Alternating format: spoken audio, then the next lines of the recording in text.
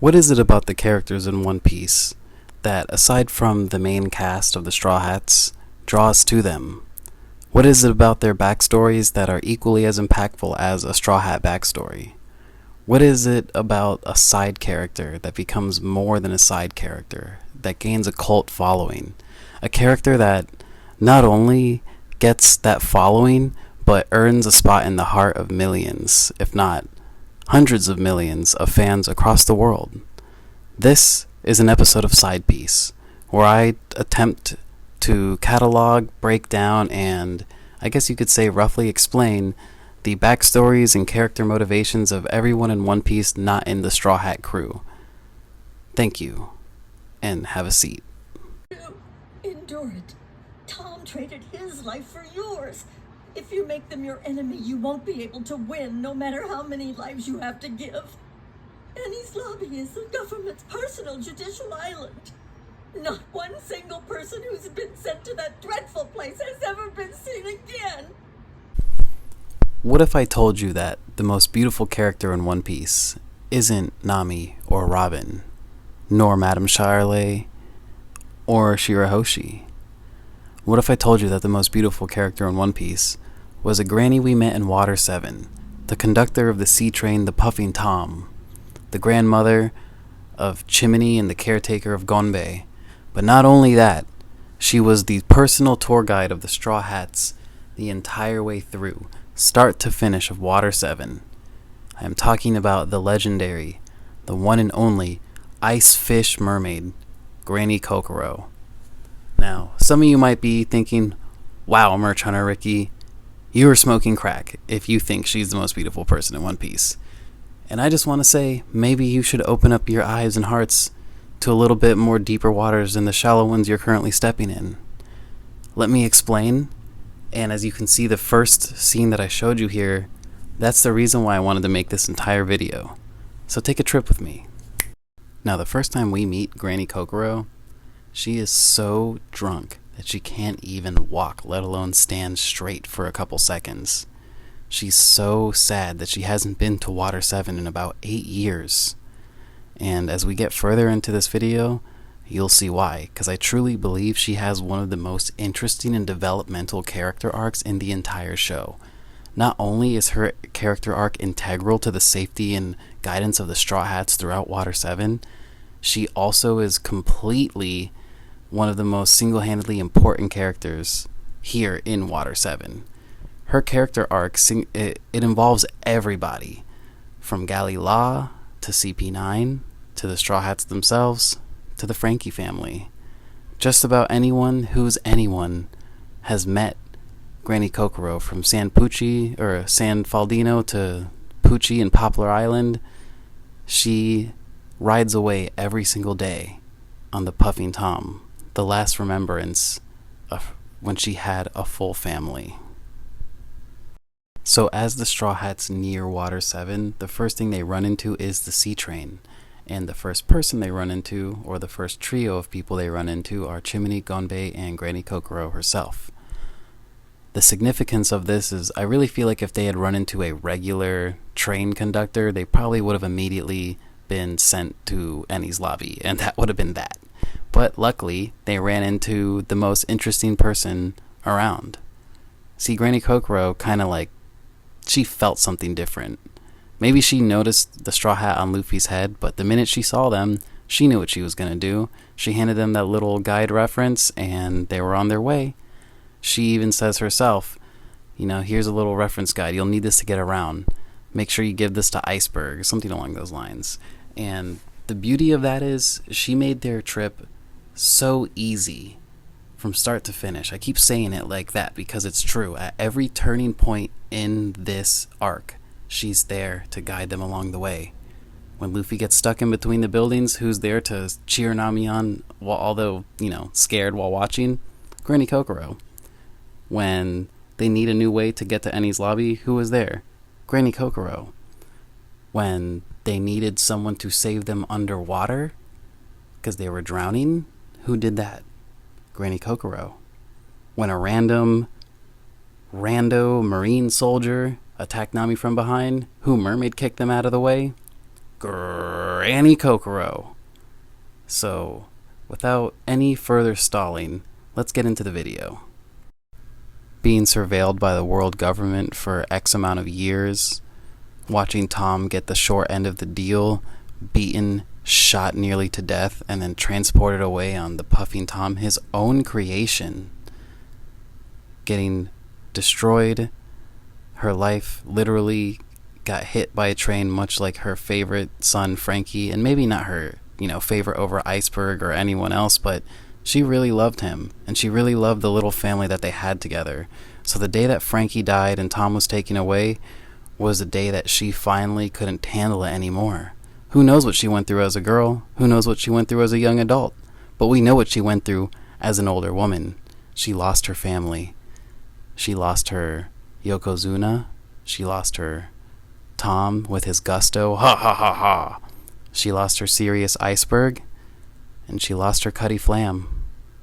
All at once, too much pain to bear, she turned to the bottle. And honestly, who wouldn't in that situation? Especially when you're already looked at as a freak by most of the world, unaccepted as an ice fish mermaid. She probably lived her entire life in jeans, not able to show off her beautiful mermaid tail. Not only that, but the man who killed her husband was an obvious racist. F you, Spandam. I'll fight you in the street, man. The only part of Frankie's tragic backstory that brought a smile to my face was when Tom and Frankie both beat the crap out of him, marring his face forever, making him have to wear that Man in the Iron Mask type mask. That's what you get, Spandam. I hate you. But seriously, who looked after the Straw Hats more than Granny Kokoro? Who was able to laugh off being called fat, ugly, not a mermaid, not good enough to be a mermaid, a dugong, monster granny? Who had to show everyone, even the galley law crew, oh, you want to make fun of Nami and Kiwi and Mozu for being sexy? You want me to get naked? You assholes? That's what I thought. That's why Granny Kokoro rules, because she's able to laugh off pain because she's already suffering inside so much. A character like this doesn't really come around in One Piece too often to where I can make such a long video about them. I mean, even in episode 1, Izo, guy with a crazy character arc and backstory, I barely had time to talk about him. He was here and gone in an instant. Like that. But Granny Kokoro, she made such an impact, and we even get to see her later on in the decks of the New World. I love her. And honestly, you're about to see more reasons why. So here we have Kokoro as the very first conductor of the sea train. And one thing that just made me happy about that is that, while she wasn't there to be in the scene where they're crying and watching it happen, she was there to, be the heart and soul of the sea train, the very lifeblood, the first person to get behind that conductor's pit and just get a move on. And it looks like she never really stopped doing that. Every day she has to live with the guilt of watching poor Yokozuna crash his body into it, much like her Frankie did. So she literally had to take a daily reminder to the face of the day she lost her Frankie, the day she lost her whole family. But the cool thing about that is she knew that what Yokozuna's true intentions were to just be stronger, to protect those he loved so that no one would get snatched up by the world government again. She forgave him instantly. She's such a forgiving and kind soul. This is just one of the many reasons that I'm going to start listing. This one is the one that struck me the most, when she had this little moment with Yokozuna on the train on the way to save Robin. Just kind of a, hey, I know you messed up front end after front end after front end of my Puffing Tom train, but I know why you were doing it, and I don't blame you. You're my big frog guy, and I love you for that. Now let's go to Enies Lobby and beat up those jerks. These days, let's share a drink. When we actually have something to drink to. Yeah. Tom, I won't let you down. Another scene that really struck a chord with me is the one that just played, how they said they would, share a drink when they had something to drink to, and then at the very end of Water 7, you get a zoom in of two alcoholic beverages clashing, a bottle of beer and a bottle of wine, and then you get to see that it's Iceberg and Kokoro sitting down together, and that really messed me up. Like, I was not ready for that kind of beautiful moment. They finally won, So we're going to go ahead and talk about how Kokoro was just the entire integral part of the raid on Enies Lobby. So let's go. So right when she sees, or rather when Chimney shows her that Luffy is stuck in between the buildings and Nami runs to go rescue him, she immediately starts having like a PTSD moment of, losing 2 more people she's already just met and, cares deeply about. But I think she truly knew that Luffy was no hoe, that he was no force to be reckoned with, or he was a force to be reckoned with. She told Nami not to be a fool, and she's freaking out watching Nami about to get crushed by this tidal wave. But deep down inside, I think she was feeling the change of heart, watching a girl go through the same thing she went through, having someone she cared about taken away and not being able to do anything about it, but at the same time watching someone with the power to do something about it lit up a spark inside of her. She knew that she would be going down to that secondary train station to grab Rocket Man, and she knew that she was going to go give the world government a piece of her mind from taking her Tom away. She needed revenge. Not just any revenge, vindication, to get back at them for what they did to her. So she loaded up that Rocket Man, and she took the Straw Hats on the ride of their lives. The Sea Train arc is one of my favorite little mini arcs contained within an arc of One Piece for this reason, because the whole time you have Kokoro just whooping ass at the forefront, drunk as hell, but having the time of her life, finally going to give the world government a piece of her freaking mind. And she played them like a fool, sitting there, don't worry, I'm just a grandma, I'm not afraid of anything, don't hurt me, guys, to the soldiers, as the Straw Hats were literally beating down on them.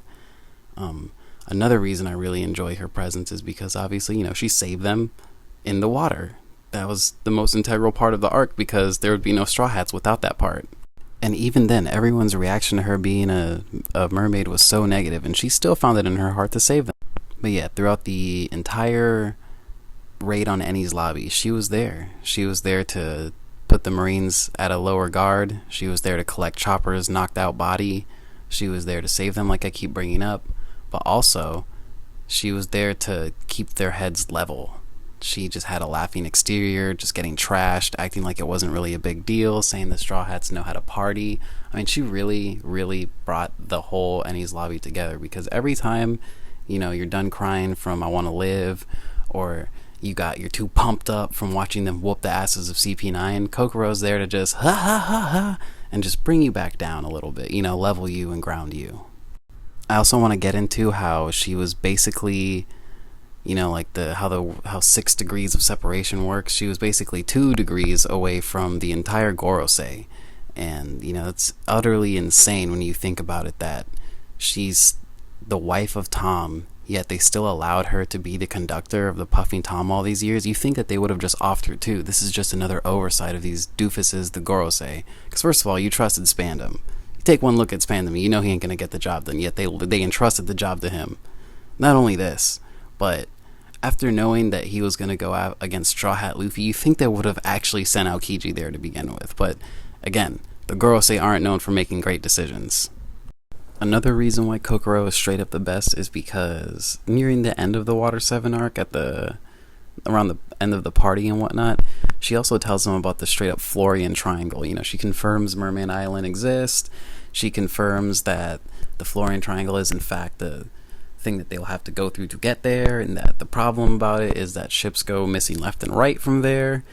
She's literally at every turn of the arc, she is at the integral spots where she needs to be. She is their heart, blood, and guide. She's there all the time. Much like how Stella got her groove back when she hit Frankie with that train. She lost him by watching him get hit by a train, but she got him back by hitting him with a train. And that day, from that day on, it was smooth sailing for her. She was happy-go-lucky again. She made Tom proud. She got her Iceberg and her Frankie back. She has her Chimney and Gombe, her Yokozuna, and guess what? She's good to go. But she was also there to find out that Garp and Dragon were Luffy's parents, that the Atom Wood is the best tree in the world, and she was there to see the Sunny off. Like, what wasn't she there for? She also gave Blueno the biggest scare in the world, because she knew who CP9 was, and that Blueno was a part of them. Is there anything Granny Kokoro can't do? She literally, from start to finish, is the most important character of Water 7. Hands down. Do not at me. Don't come at me. Just show me some Kokoro love. She got drunk. She was drunk for 8 years. She did not sober up like the panel says. But you know what? She made it work. Her drunk ass took Jiminy and Gombe to Enies Lobby, raided it with the Straw Hat Pirates, saw them marry off, partied with the Straw Hat Pirates, watched the Thousand Sunny get built, all in the name of Tom. She did you proud, Tom. She was chock full of wisdom the whole arc, and honestly, this has been one of my favorite videos I've created to date, so thank you all. This has been an episode of Side Piece. I've been Merch Hunter Ricky. I'm a little in my feels right now. Thank you for watching.